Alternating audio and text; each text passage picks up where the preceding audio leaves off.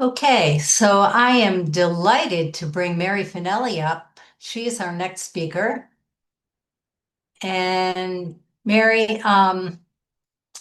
will you be sharing your screen? Will you be sharing some slides or something? Yes. You will be. Okay. And do you need help with that, or do you feel like you're all Um, set? Hopefully I can do it. Do you want me to go ahead and try now? Not necessarily. If you're confident you can do it, yeah. Yeah.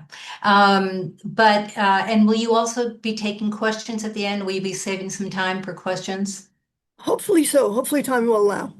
Okay, very good. So then I won't keep you any longer. What I'm going to do is introduce you briefly, very briefly, and then I'll let you take over. How's that sound? Good. Okay, very good. So let's get started. Now we're ready for our next speaker at the Climate Healers Vegan Convergence of the Peoples, VCOP 26, Mary Finelli of Fish Feel. Mary, we're looking forward to hearing your presentation. Would you like to begin by introducing yourself? Yes, my name is Mary Finelli. I'm the founder and president of Fish Feel. It was the first organization promoting respect and compassion for fishes as sentient beings. Thank you for that. And would you like to just go ahead now with your presentation? We're Sure. looking forward to it. Thank you so much. Thank you.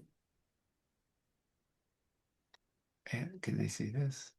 Can you see that all right? No, not yet. We're not seeing No. it. No, I Uh, think she has to like do you need to do like share screen or something like that? Yes, there's a button on the bottom of your screen that says share screen or share. go back to it. Just a moment. You see it? D- Shit, no. Don't No, be concerned because we can always cut this segment out. We're still not seeing it. share. Um, Oh, okay. I think we got it. I hope so. Application window. I hear Entire someone screen. talking in the background. Can That's we? Yeah. with, he's with her, hon. Oh, okay. All right. How's that? Yes. Perfect. Now we're seeing it, but we're seeing the small Oh, slides on the side and the big one in the middle. do, There do you you see are. it now? Okay. Yep, we're all set. Perfect. Go right ahead. Okay, thank you. I know we're primarily looking into climate change and the climate crisis certainly does affect fishes. In fact, the way it first affects the earth is through the ocean because the oceans absorb so much heat and so much carbon. Um, but I thought before we go into that, we would just learn a little bit about fishes. And here you can see just how amazingly diverse fishes are. There's some 30,000 plus, like 35,000 known species of fishes, and more are being discovered every year. And you can see just how diverse they are. There's animals that people don't consider fishes are fishes. For example, seahorses are fishes, and eels, and um, rays are fishes, so many different animals. In fact, there are more species of fishes than all the other mammals and birds and reptiles combined, and their bodies are more diverse than all of them also. So just to give you an idea of just how amazing fishes are. And there's so many myths about fishes. The first one is memory, that fishes have a short-term memory. For example, that goldfish have a 3-second memory, so it's okay to let them swim around a little bowl because they forget where they were by the time you get back to the beginning. But that's just these are such absurd myths. For example, goldfishes have been shown to be able to remember for almost a year. The experiment ended after 11 months, but they may have been able to remember for a year and beyond. And this is an example. This is a frill fin goby, and they are just these remarkable. They live in tide pools, and just by going over a tide pool at high tide, they make a mental map of the tide pool, and when the water goes out, then they have to be able to know where the puddles are, so they can don't get dried up, or so they can escape predators. But after just going through a tide pool one time at high tide, they can remember for 40 days the layout of the tide pool because they have made a mental map of it. So that's a pretty remarkable feat of memory. Fishes also learn. This, for example, is an archer fish, and they shoot down insects from the overhanging vegetation. And they've been shown to learn how to do it, get better at it by watching older, more experienced archer fishes. Tool use, fishes also use tools, which when you think of the fish's anatomy, it's pretty amazing that they can do that. But this, for example, is a tusk fish, and they will take a clam and go a considerable distance to find an appropriate rock to be able to crack it open. Fishes also have cultural knowledge. They pass knowledge from generation to generation. For example, where the best feeding grounds are, where the best spawning grounds are, that type of information. And because fishing targets the largest, oldest fishes, they're taking away that knowledge base. So it's really affecting the remaining population. Courtship, some fishes have very elaborate courtship rituals. This is a pufferfish, and they build these beautiful underwater structures, and they decorate them to try to attract the female. And that's the nest where they will lay their eggs. This is a stickleback fish, and they build these nests. And once they lay the eggs in them, then the male fish will fin the eggs with his, well, fan the eggs with his fins to help oxygenate them. And he's very vigilant parent, stand guard, protect the fishes from the babies, the fry, from predators. There's also fishes who do what's called mouth brooding. Well, they'll actually incubate the fishes in their mouths until they hatch. And they'll go for some days or even weeks without eating to do that. And even after the fishes hatch, if a predator comes around, they'll call the fishes back into their mouth to protect them. So just really impressive parenting. Fishes also have interspecies cooperation. This, for example, is a grouper and an eel, a moray eel, and they're both reef fishes. And because the grouper is large, he or she can't necessarily get into the reef to go after prey. So they will actually go and do a gesture to the eel, indicating that they'd like them to come hunt with them. And the eel can get into the reef and either catch the prey or chase the prey out, and the grouper will have a chance to catch the prey.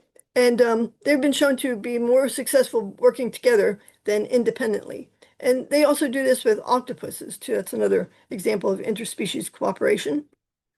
This is another great example of interspecies cooperation. These are blue streak wrasses, called cleaner fishes, and there's also cleaner shrimps.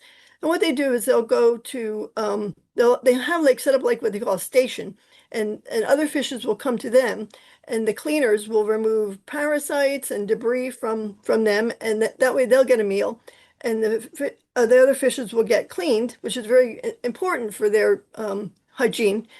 They'll also massage the so-called clients with their fins, and these client fishes will come back time and time again during the day, even though they're already clean, just for the pure pleasure of it, because it's so enjoyable, so relaxing for them, I believe. And they can get up to 2,000 clients a day, which is just phenomenal. And they can recognize and remember these clients. So that's just another fantastic example of memory. They are not speciesists. They'll do this with humans too. And this is an example of interspecies friendship. There are fishes who, for example, live in ponds, and have dogs who live nearby, and they will come up and interact daily, even though it's not for food or anything else, just for the pleasure of each other's company. Fishes have also been shown to be self-aware. This again is a blue streak cleaner wrasse, and they have passed the so-called mirror test, which is considered the gold standard for self-awareness test. Personally, I find it very hard to believe any animal could not be self-aware, but they did pass this test. And when other animals have passed this test, it's been recognized. But when the fishes did it, there was so much skepticism. There's just so much ingrained prejudice against fishes and against all animals, but especially fishes, it seems. A wonderful book about fishes is called What a Fish Knows. It's really a treasury of information. It's a New York Times bestseller, just about how interesting and amazing and admirable fishes are, and I very highly recommend it. Fishes also feel pain. Most importantly, they are sentient. They have nervous systems that are similar to birds and mammals, including pain receptors. Their behavior indicates pain when they're exposed to harmful stimuli. They produce their own painkillers, and they quickly learn to avoid painful stimuli. They have pain receptors throughout their bodies, including their sensitive mouth. Some people claim that fish don't feel pain because they don't have a neocortex, but birds don't have a neocortex either, and few people would argue that birds can't feel pain. They have what's instead a homologous structure called a pallium, which is, where the pain reception is believed to occur in fishes. Fishes can also suffer fear. And fishing is cruelty. Can you imagine being impaled and hooked through the mouth or the gut and pulled by your full body weight through the water, suffocated, manhandled, and just if a fish is thrown, just because they throw a fish back doesn't mean that they're necessarily going to survive. And even if they do survive, they're very, it's very stressful and traumatic to them. So it's just intentional cruelty. Tragically, fishes are the largest category of exploited vertebrate animals. They're subjected to some of the worst abuses, and they receive the least public concern or legal protection. They're not protected by the Humane Slaughter Act, nor are they covered by the Animal Welfare Act, and many, if not most, state anti-cruelty statutes exempt them. Here you can see an example of just the comparison of how many fishes, just the phenomenal number, the astronomical number of fishes who are killed annually for food in the U.S. compared to other animals. This is another example just to give you an idea of just, again, the astronomical number of fishes who are killed. These are some of the fishing methods. You can see they have just all kinds of high-tech fishing methods now. There's planes that go over and try to see where the schools of fishes are. They have radar. They have just all kinds of high-tech devices now to find and catch fishes. You can see now they have these immense factory ships where they can catch the fish and process the fish and store them until these supply ships come and supply them and then take the catch back. So these ships can be out there for months or even a year or more. And you can see how giant those nets are. This is again just to show you, the factory ships. You can see just how immense these catches are. I mean, just phenomenal numbers of animals being caught. And there's with more and bigger ships, but fewer fish because they're catching so many. They're just really desertifying the oceans of fishes. Global marine fish catch with technology and bigger ships and all continued increasing until the 1990s, and then it started to level off and actually began to go down and requiring more and more effort, more and more energy to catch the same amount of fish. Since 1995, humanity has tripled the share of fish stocks being harvested at unsustainable levels. And now 93% of the world's commercial fish stocks are already fished at maximum levels or are overfished. So we're really desertifying the oceans. A lot of this is only profitable because of government subsidies. These are some examples. Some of the subsidies are used for things like monitoring and data collection and conservation projects, things like that. But most of them are used for what are considered harmful subsidies. Well, they are harmful subsidies to build, ports and docks, and for fuel tax to supplement subsidized fuel tax and boat construction and that type of thing. There are some international treaties, but they are because they have not been ratified by a lot of companies, they're not really all that effective. And these are some of the fishing methods and the bycatch. These are some of the most common fishing methods. There's long lines, which are these lines that go out for miles with just hundreds of thousands of hooks on them, indiscriminately catching whoever happens to get caught by them, or gill nets, where miles long nets are dropped down and catch whoever happens to swim into them, and also trawling, where they take these long nets and just bulldoze along the bottom of the ocean, catching whoever's there and destroying fragile corals that can take centuries to develop. Every year, fishing bycatch kills 250,000 turtles, 100 million plus sharks, 300,000 small whales and dolphins, and hundreds of thousands of seabirds. Shrimp fishing is especially problematic. Just for a handful of shrimp, you can see that's an example of all the bycatch that comes with catching just a handful of shrimps. Then there's ghost fishing, where these nets and long lines and other fishing gear are either lost or abandoned or irretrievable in the water, and they can be there just catching and killing animals for years and decades. So much of this ghost gear is lost at sea. This just give you an example. Just tons and tons of this ghost gear is lost at sea, and it takes such a long time to break down. So again, it can just continue catching and killing animals for decades, if not centuries, some of it. Human slavery is rampant in the fishing industry because we've so desertified the oceans now. Ships are having to go out further and further to catch the same amount of fish, and increasing their costs for fuel and energy to refrigerate the catch. And so to try to make it profitable, they are actually enslaving. People are actually being enslaved to go out to sea. The Associated Press won a Pulitzer Prize for their expose on it, and New York Times did an extensive article on it. It's getting more and more attention now. But in the expose, they showed that when these ships came back to port, they would actually take these guys to an island and literally lock them up in cages until they came back and took them out again. You know, they're just tricking people, claiming that they're going to give them good jobs and such. And once they're out at sea, you know, they're at the mercy, if there is any, of the captain. So this is just, if you are eating seafood, you may well be eating slave-caught seafood. So don't support slavery, including non-human slavery. If you want to know where you would have stood on slavery, look where you stand on animal rights today. Fish farming is looked to as a means of a solution to overfishing, but it's actually a huge part of the problem. This is net pen fishing, where these fish are put out there in pens and left out there to mature, and they're really at the mercy of weather extremes, predators, jellyfish infestations.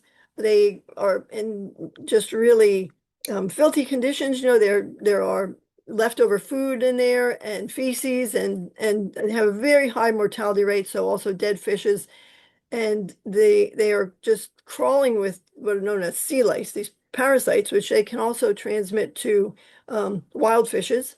And all that debris, all that waste and dead bodies in those pens can sink down to the bottom and create these dead zones down there. So to try to keep these fishes alive, they're using all kinds of antibiotics and parasiticides and all kinds of drugs just to try to keep them alive long enough to get them to market weight. This is net pen fishing again. These are some of the environmental risks of marine aquaculture. They're killing other animals who try to get at the fishes.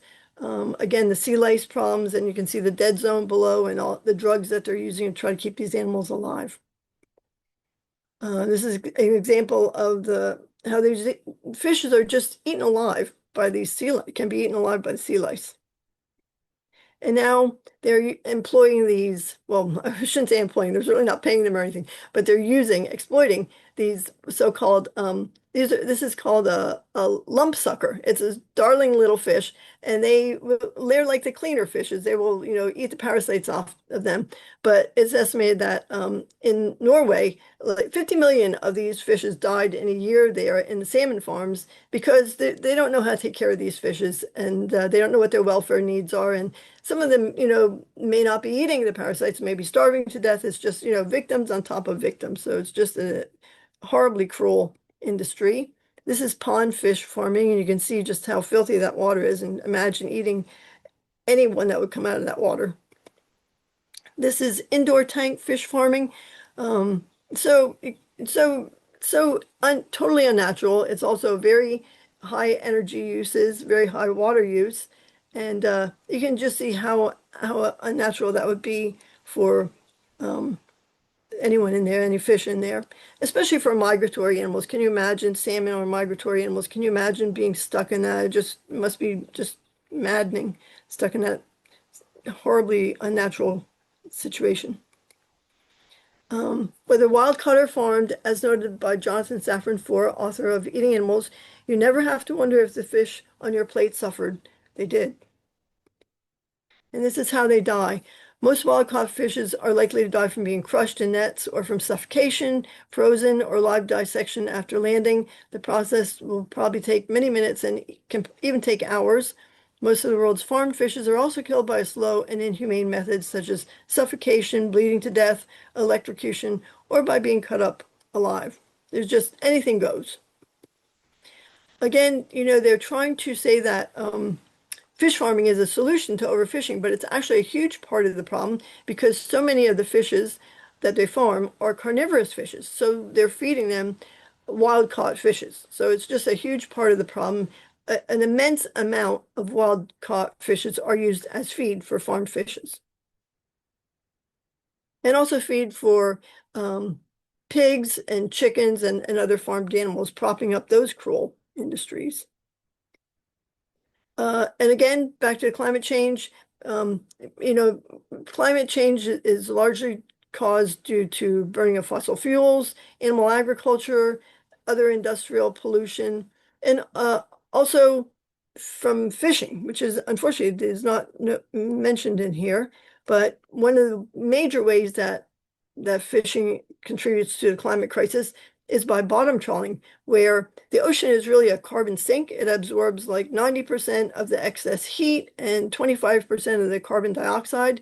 But this trawling, it sinks to the bottom. And when they trawl, in addition to catching whoever's there and killing coral and whatever is in the way, it releases the stored carbon, which goes back up into, much of it goes back up into that atmosphere. So it's contributing a huge amount. There was once a compared it to the amount of carbon released by air traffic, like jet travel and other airplane travel. That's a little controversial, but whatever the amount, it's an immense amount of carbon that's being released because of this bottom trawling. Climate crisis is really problematic to coral reefs. Coral reefs only cover like 1% of the Earth's environment, but it's home to like 25% of marine species. And with climate change, you're getting the warming ocean, which makes it difficult for the fishes to live in this heated environment. Many of them are already moving towards the poles, but not all of them can. And when they do move towards the poles, and even if they stay where they're at, because other animals are moving, they're going to have to they're going to face unfamiliar predators. They're going to have to find new sources of food, new sources of shelter. It's just a whole new environment they're getting thrown into. And you can see some of these other problems that are caused by it. This is 5 ways that climate change affects fish. Again, the warming waters, the ocean acidification, because when the CO2 goes into the water, it acidifies the water, which makes it difficult for the fishes. Also for crustaceans that have like a shell, it can like actually dissolve their shells or make it difficult for them to form shells and skeletons. So it's very potentially lethal to them. It also makes the water quality go down. It promotes algae blooms, which can suffocate coral, and also it takes the oxygen out of the water, suffocating the fishes too. And it's also like a breeding ground for disease too. So it's just really, really problematic.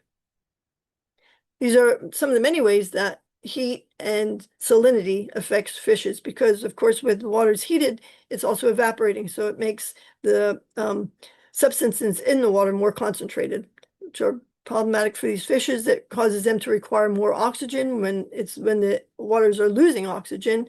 So it's very problematic for fishes and other animals, aquatic animals. It also affects freshwater fishes. Some 1% of the aquatic habitat is freshwater, and yet 51% of known fish species are found in freshwater. So it has a similar effect on freshwater. So it's problematic for them also. And all for something that's not even good for us. It's got mercury, dioxins, microplastics, parasites, cholesterol, saturated fat. It's definitely not a healthful food, despite the hype that it is. It is not a healthful food. All the nutrients that we get from seafood, we can easily get from vegan, plant and vegan sources. There are marvelous vegan versions of virtually every kind of seafood, every kind of food, really, and beverage imaginable, including vegan seafood. On our website, we have a seafood section, which has hundreds of recipes and links to companies that make vegan seafood products. There's vegan seafood cookbooks, so anything you have a hankering for, there's a vegan version that's better for us, better for the other animals, better for the environment. Just makes sense. This is just an example of some of the vegan seafood products that are out there. And again, recipes, there's vegan, and almost anything you can think of. It when we go tabling, we have a sample of, for example, we have a poster that shows a lot of vegan seafood products, and we have some sample products, and one of them is vegan squid. There's vegan squid, there's vegan sea slug. Again, it's amazing how imaginative and creative people are in replicating flavors and textures. If you really like that oceany flavor, just put some seaweed in, which is just remarkable. There's also vegan fish sauce. And alternatives are really, the plant-based meats, including seafood, because people think seafood is different from meat, but of course meat is just animal flesh used as food, and fishes are animals, so fish flesh used as food is meat. But these alternatives are going up, becoming increasingly popular, including plant-based seafood. And investments in alternative in plant-based seafoods are increasing too. There's also great vegan sources of omega-3s. For example, fish oil, unfortunately, is one of the most popular supplements, which is really problematic because in addition to the cruelty, it's also not hazardous for our own health in that it can easily go rancid. And if it does, it can release free radicals, which are potentially carcinogenic. So much better ways to get omega-3s are from, for example, flaxseed oil, flax seeds, chia seeds, hemp seeds, walnuts. If you want a really concentrated dose of omega-3, there's algae supplements, algae being how fishes obtain their omegas. What we really need to do, though, is change the public perception of fishes and other animals in general. Something that's really, really one of my really pet peeves, I guess I'd say, are these youth fishing contests, where they encourage children to go out and they'll give them fishing gear and they'll have them go and fish and give them prizes for the biggest fishes all different kinds of fishes that they can catch. It's just really encouraging children to take pleasure in torturing and killing animals. And we've gone to these events. They're sponsored by the Department of Natural Resource does it, and also there's so many different kind of groups that do it. Police departments do it, and other organizations try to get kids to go out and go fishing. You would think that the police would be trying to get kids to be nonviolent, and so this doesn't make sense. Also, veterans groups, for people with post-traumatic stress disorder, they have them go fishing, which seems so ironic if they're recovering from violence to have them go and commit violence. They're also trying to get elderly people to go fishing and women and just whoever they can to get money for these fishing licenses and to get the fishing gear, sell fishing gear and that type of thing. So this is just really something that's, it's really a gateway to animal abuse. I think we really have to change people's concepts of animals, what they are, that they're not there for us to use and abuse, but they're fellow beings who are as deserving of respect and compassion and moral consideration as any other sentient beings. It's an example. We've gone to these, and there's people there who are supposed to be helping children fish, and these people don't even know how to take a hook out of a fish. They're just struggling with these poor fishes for like 5, 10, 15 minutes while this fish is suffocating, dying. And, presenting this as pleasure for children. We've actually been to ones where they had goldfish in the ponds, and kids, they might have a goldfish companion animal at home, and here they are torturing and killing other goldfish. It's just so sadistic, really. We have a book, An Underwater Friend. It's about a little boy who goes fishing with his father. He's so excited to go fishing, and they catch a fish, and he realizes that this fish is suffering. So they take the fish home, and they happen to have a pond in their backyard, and they rehabilitate the fish, and then they, take him back to where he belongs. And what we need are people to get active, get out there, and there's so many ways you can be active. You can go to protests. There's a climate change rally we went to years ago. Go to just any of the animal rights marches. We need people representing fishes there, and climate rallies, any kind of environmental rally. We need people representing and promoting respect for fishes. You can also, post comments on Facebook, social media, write letters to the editor. There was actually a letter just published yesterday, or a couple days ago now, in the New York Daily News by Kylie Blackman. Had a letter published about fish memory, and made a lot of good points about octopuses and other animals. So it's a great way to get the message out. Call into radio programs. Anytime you hear, I hear it almost every day. I'm constantly, it seems like, hearing myths about fishes and faulty, erroneous information about fishes and insults about fishes and the like. And just whenever you get the opportunity arises, please correct people, make a point, let them know that fishes are sentient animals, as deserving of respect and compassion as any other sentient beings. On our website, we have a lot of information. We're actually getting a brand new website. We're getting our website revised, which should be up very soon, but our current website is up. We have fact sheets. We have, again, vegan seafood recipes. We have a kids page. We have videos and poetry. We have a page called Your Page, where people who have write in and let us know how they've came to respect fishes, including a lot of people who used to fish, and explain how they, realized that it was cruelty and stopped doing that. And many of them became vegan advocates. So if you have a story about how you came to respect fishes, we would love to share it on our Facebook page. We're also very active on Facebook, try to post on information, news, and information and action alerts on there daily. And if anyone has any questions, we'd be happy to answer. You can contact us at info@fishfeel.org. And we also have t-shirts and other items with the Fishfeel logo. This is a beautiful Fishfeel logo that someone created for us. So I'm actually wearing the tank top with it on now. And it's a great way to get the message out and start conversations too. So thank you for your interest and concern for the climate crisis, and especially for our non-human animal fellows. Thank you for listening. Thank you, Mary. Thank you so much. Gladly, thank you. And if anyone has any questions, I'll be happy to try to answer Yes, them. there will be questions. Can you Great. stop sharing? If you'll stop sharing, then we can see who's raising their hand. I will try to. Oh, yes. Yeah. There we go. Perfect. Okay. So, Danny, you are first up. Look at that. I've got all the time in the world. Thank you so much. I'm so excited that you're so excited about fish. I've had a fish as a pet. I've been vegan for like 8 years or so now. And I used to love preparing gourmet meals, and, fish were a part of it. But it was very actually easy for me to relinquish fish. In fact, I don't even want the flavor anymore.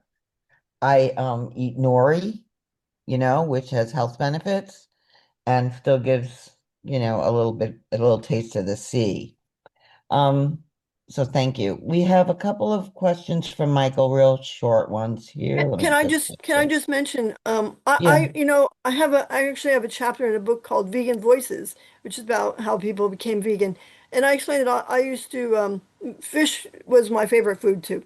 Mm. And how I came to, once I realized how cruel it was, of course, I stopped eating it. But that was for like 40 years ago. So been vegan for about the past 40 years. And, after a while, animal products just become really like a non-food, like any more food to you than a piece of wood would be food.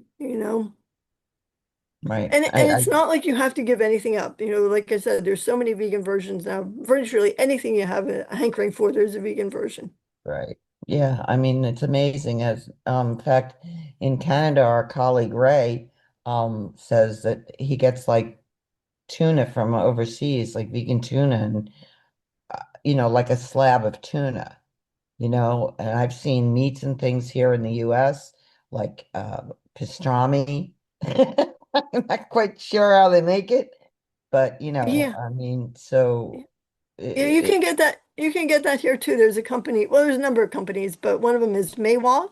They're in New York City. Well, I think it's called Lily's Pantry. The daughter took it over, Lily's Pantry, and they have a whole great selection of vegan seafood, including vegan okay. salmon, and other companies make it too. And it's so easy now to make vegan tuna. That was actually my favorite food when Hmm. when I was 15 months old. My mother had my sister, so she was in the hospital. This is I explained that book, Vegan Voices. And my grandmother was taking care of us, and my mother called home and asked how I was doing, and Grammy said she won't eat anything. So she said, try tuna. It was the one thing I would eat. So I really loved seafood, but again, once you realize what goes into it, and now it's so easy to make vegan tuna. You can make it at home easily. When we table, we hand out recipes. You can make it with chickpeas or tofu, and add, if you like that oceany flavor, again, add some seaweed or some fishless fish sauce. And so easy and inexpensive and delicious. Okay, great. So I'm just going to bring up the questions from Michael in the chat. Um, Real quickly, he asks, through what means did we discover how long fish mind map and mind map for all and have, wait, I'm sorry, fish mind map for, oh yeah, how long fish mind map for and have all these other thought patterns and mental abilities identified and quantified while in the water. Same question for we have they have their emotions evaluated. Easy to spot fear, but other emotions. Okay. Yes. Well, Yeah. it's a good question. And I think perhaps its concern is that a lot of this is done in laboratories. And that's true. That was, we know how the mental map was done, artificial, it's my understanding that an artificial tide pool was created in a laboratory, and they monitored the fish, how they reacted to that. But now, thankfully, with increasing technology, more and more we are able to study fishes in their natural environment, and that's happening more and more now. Yeah, some of the, pain experiments were done in a laboratory, and these animals did have pain inflicted on them. But now, just by observing animals in the wild, and increasingly that's being done, thankfully. So, yeah. Okay. People are asking how you've got interested in working on behalf of the fish, and also, do you have any conversation departments that support not fishing, or do you get pushback from conservative groups? Well, I started out, I mean, I always wanted to do whatever I could to help animals all my life. And I thought that the best way to do that was for farmed animals, because they were the greatest number of animals being killed. And the solution to that was so easy, so I thought, just to get people to go vegan. So I got a degree in animal science, and then I worked in farm animal for different various animal protection organizations, primarily focusing on farmed animals. And it took me a long time to realize that by far the greatest number of harmfully exploited vertebrate animals, I mean, maybe there's more insects that are exploited. I don't know. That's possible. It's very possible. But the greatest number of vertebrate animals by far was fishes. And, we were just, even within animal protection, even within animal rights, we were being so speciesist towards fishes. Really, I mean, PETA was doing some work for them, but otherwise it was few and far that anyone cared or was, speaking up on their behalf. So it just seemed like a huge gap in the animal protection and the animal rights community. So that's why we started Fish Feel. That's awesome. Michael has one final question. Among the decades, are there any efforts and strategies from what you've seen and heard that certain organizations have used to ban or mitigate the amount of allowed trawling or any of these other egregious activities? Creative, non-ordinary, effective approaches to the people or groups within any country have taken. Well, there are some restrictions on some trawling, depending on the countries. Something I didn't get into is in this presentation is illegal, underreported, and I forget there's like a little acronym. A huge amount, like a fifth of the global catch is illegal, underreported or unreported. I think that might be it. So going under the radar basically. Um, so when they're giving these well, for one thing, when they give the figures for the global fish catch, they're usually almost always going by tonnage rather than the number of fishes. And a great number of these fishes are relatively small fishes. So far more fishes are being caught than the numbers being given. Um, and there are like I touched on a little bit international treaties to try to restrict some of this, but it's so hard to get it's the World Trade Organization and United Nations have these treaties, international treaties, but it's so hard to get enough member states to ratify them. So they're still working on that. It really goes by the country. It depends on the country. Some Mhm, countries have restricted it, mainly mhm. not so much out of welfare, or not at all for the welfare of the fishes, but because they want to be able to continue having fish to continue exploiting. So yes, and back to the other question about blowback. Some of the worst blowback I've encountered has been from environmentalists. For example, when Wow. the documentary Seaspiracy came out, which is I highly recommend the documentary Seaspiracy.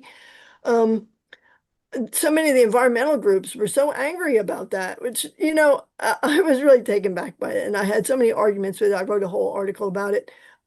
Because they're so wedded to the concept of conservation as far as like restricting and all, rather than what should be the obvious solution of getting people off of eating fish. Right. So there's just, yeah, the environmentalists were some of the toughest ones to deal with, That's unfortunately. so Yeah. weird. Okay. They're just Thank you so so much. stuck on this whole conservation concept rather than compassionate conservation. Right.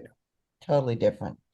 Okay. Thank you so, so much and keep up the good work. Appreciate you. So Mary, while we're Thank you. bringing up the next question, I'd like to just ask you quickly. Many of us as vegans go to Oriental restaurants when there isn't another option. And my understanding is that there are fish ingredients, even in what they call vegetarian dishes at Oriental restaurants. Do you know anything about that? Well, kind of similar to like when you go to a restaurant, if you order a vegan dish, maybe they use like chicken broth in it. You have to ask, and Yeah. you don't know if they know. Hmm. That's similar to ordering fish. So much fish, they say like a third of the fish sold are mislabeled. So people that are trying to follow these certification systems, which have been shown to be very faulty. I actually had a slide, I don't know why it didn't show up, on these certification schemes, which for the most part, they don't take animal welfare into consideration. But I know people were buying this one product and they did a DNA analysis and they did find it did have actually, I think, shrimp in it or something like that. I mean, you just have to check the labels and, do the best you can. Yes. Okay. Toby? Hello. That was fantastic. You're incredibly knowledgeable. You know a lot more about fish than all the fishers, all the fisher people, which is quite funny because they think they do. Um, yeah, I live in Spain. There's a lot of octopus that are farmed here, and I'm wondering what your thoughts are on that, and like what's been done about that. If there's anything that's been done about that you know of. Yes. To try Well, and some stop it. Yeah. very good news. I just learned of this week. I think it may have happened this week. I'm not sure, but they were trying to get an octopus farm started in the Canary Islands. A Spanish company was trying to get this octopus farm started, and they've been trying for like 5 years and getting so much pushback, including from the government over there, that was causing, really after them for environmental regulations. And they finally gave up this week. They withdrew their application. So that was a big victory. Yeah. And I mean, farming octopus would be so horrendous. Well, any factory farming is horrendous, of course, and animal agriculture in general. But octopuses are solitary by nature, and they've shown that, if you throw a bunch of octopuses together, they can get so stressed out they'll resort to cannibalism. So it's just a horribly cruel thing to do. Fortunately, it hasn't really started. It was also stopped in Hawaii. They were trying to do it there, and that didn't go out. That didn't work. At least so far, it hasn't. But another good thing is that so many scientists are opposed to it too. It seems there's a lot of, friction from the scientific community about doing that too. So people have this, and understandably, there's so much affection for octopuses, it seems like. So hopefully, they won't be able to start factory. There'll be enough societal pushback that won't happen. And a little bit more good news, not about octopuses, but about fishes, is just this past week, I learned, and I think perhaps it just happened this past week, Argentina recognized two goldfishes in particular, as being sentient beings. So more and more they are getting their sentience recognized by governments, which is what we need, is legal protection for animals, of course. Great, thank you. I was wondering if there's any way, if you do give out like your slideshows, because they're incredible. Like, if I could get some of them in my slideshows, that'd be really informative for people. Or I can just go on the website. Yes, we have one on there. I think it's pretty old now. Like I said, we're going to have a new website, hopefully very soon. It should be ready very soon. I've done so many different variations on slideshows, so there's so many different ones. But if there's anything in particular, you can look on the website for hopefully the new one for something. Or if there's any slides in particular, any subjects in particular, topics, I'd be happy to try to get you slides for that. Right, thank you. Sure, thank you.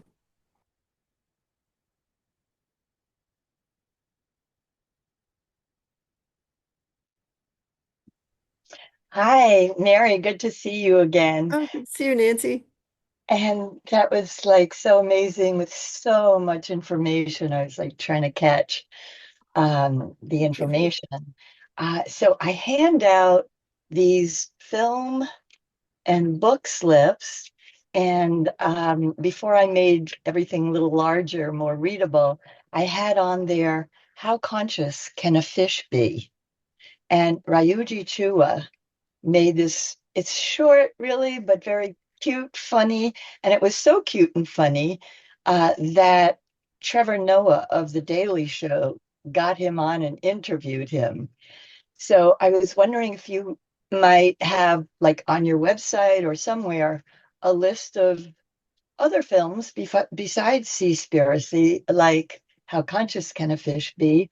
And I also recommend to people My Octopus Teacher, which actually brought tears. It's also short and just so sweet and loving and brought tears to my eyes. If you recommend those kinds of things too. I think I cried with that one too. Yes, and Nancy, thank you for asking, and thank you for your wonderful handouts. You are such a fabulous activist. You truly are. On the website, we do have a video section, and it's by topics, and Ryu Chu's is on there. How conscious can a fish be? And that was wonderful. It was terrific that he was on the Daily Show.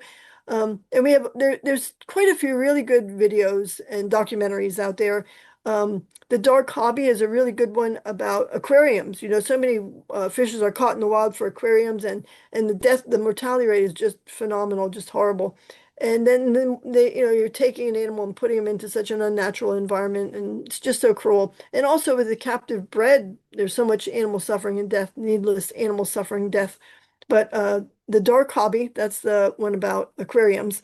And for people who are interested in having companion fishes, we recommend, please, of course, don't buy them, but adopt them from an animal shelter or a rescue group, or from someone who's looking to rehome them on Craigslist for free, on Craigslist or the like, instead of, adopt, don't shop. Great. Yeah. Thank you. Sure.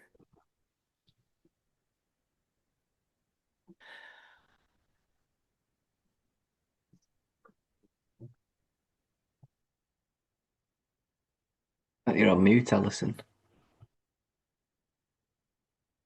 Thank you. I guess I'm Yes, go ahead, unmuted. Ken. Yeah. Thank you so much. My gosh, what an accumulation of information and art forms. And oh, you've done so much work.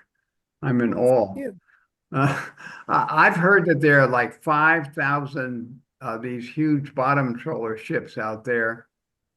And I'm wondering what motivates the subsidies from governments. Is it the building of the ships? Is it the food?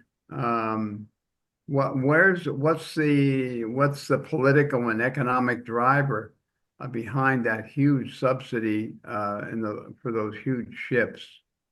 Yes, well, that is it. They use them to build bigger ships and to subsidize the fuel because they use just such an immense amount of fuel, which also contributes to climate crisis. And for food also, but a lot of it is these develop affluent governments that are doing it, and Yeah. at the expense of the countries who genuinely do depend on fish as a matter of survival. So they're going into distant fleets because they pretty much wiped out so many of the fishes in their own waters. Each country has like 200 nautical miles that's considered their waters, and they pretty much wiped them out. So they're going into distant fleet. China is really horrendous on it, but not solely China. And, not to point a finger at China because a lot of their catch is sold to affluent countries. So, people in affluent countries are eating the fish that China's catching off of West Africa, that type of thing. So, and of course, the fishing industry is really lobbying for the subsidies. So, yeah, it's really a huge But problem. what is the fishing industry? Is it big companies that build the ships, or is it the big companies that operate them? Well, probably the lot of it, the big companies that are fishing industry companies and also probably the shipbuilding companies that build these fleets. I don't know exactly who all's, lobbying for Okay. it, but probably anyone who has a vested interest in it, any of these. Um, And yeah. the bycatch is a big market now for chicken feed and other animal feed also. So yeah, And they also use it for fertilizer. I mean, can you imagine yeah. catching animals to use them for fertilizer and just all kinds of horrible things? And, like sharks, they're catching so many sharks, which are such a vital part of the ecosystems. And they use the ingredients from sharks for like things like pet food and uh, cosmetics and all kinds of, non-essential things. So, Yeah. yeah, There are a lot of economic forces there, aren't there, driving that whole thing? A lot huge. of economic Huge. forces. Yeah. Multi-billion, probably trillion-dollar industries. Yeah. Yeah. Thank you. Well, thank you. Hi, I'm back. Michael has one last questions. And it goes like this. For those persons and health conscious people eating fish and other sea creatures for health, air quotes, or pleasure, from a strictly health point of view, what have you found are some truths that seem to land most concerning for those persons, other than microplastics, mercury, PCBs, for example? Your thoughts. Thank you. Well, a lot of people think fish is a health food, but it has cholesterol, saturated fat. The toxins are really something that people are concerned about, and understandably so, and rightly so. Um, Parasites, I mean, people get so grossed out with parasites, and fish are just crawling with worms and other parasites. Some of them are transmissible to humans. Mercury, of course, is the classic toxin of fishes. So really just health issues in general. Yeah. And a lot of people are eating fish for omegas, but again, you can get those omegas from much safer, um, more healthful, humane, environmentally responsible sources. Very quickly, would you say that nori is a good source of seafood? You know, It's Good. Yeah, it's a type of seaweed. It's very commonly used, Right. very flavorful. So yeah, But it provides something. It has nutritional value. it has nutritional values. I'm not sure exactly what all it has in it, Mhm. but it's a Okay. healthful food. Yeah, Thank you very much, dear. sure. Okay.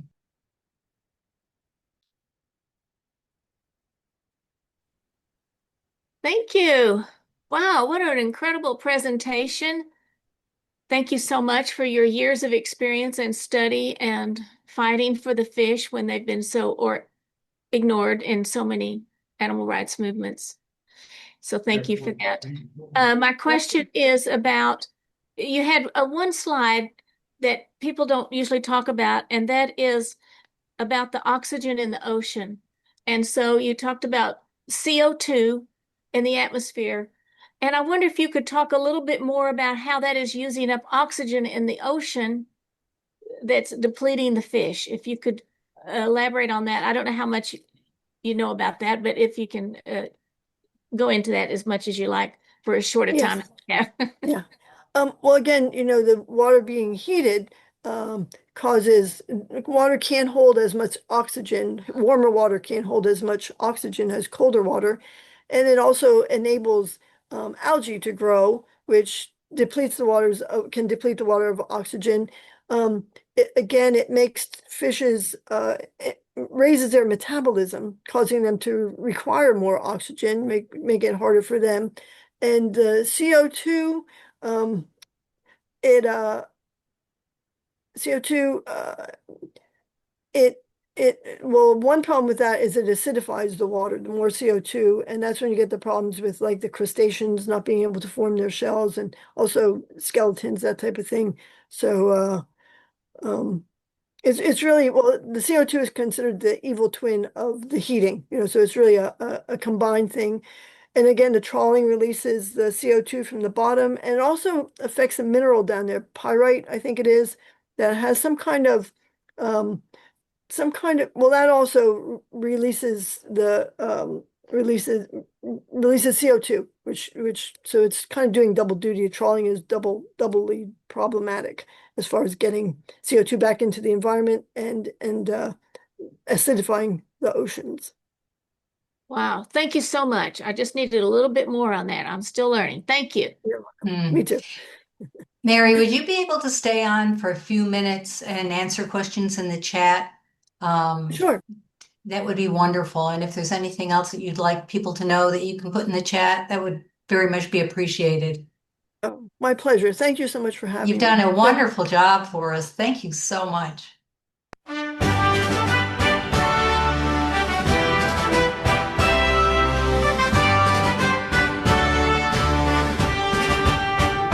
The earth is calling soft and clear, not with judgment, not through fear.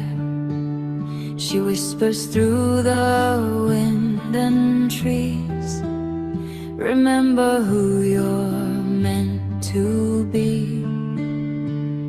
We are not divided souls, but living parts of greater wholes. Every heart, every nation holds a piece of worldwide resolution. We have remedies beyond survival, beyond the stories of denial. 1,000 pathways join as one. The healing has already begun. We have the remedy for compassion revolution, peaceful collaboration, a worldwide resolution. Loving guidance lights the way. Hope for humanity begins today. With loving kindness, hand in hand, together we restore the land. True nature lives in every seed, in every generous word and deed. The rivers, forests, skies, and reflect the peace we choose to breathe. Spiritual embodiment, a living sacred testament, not escaping from this earth.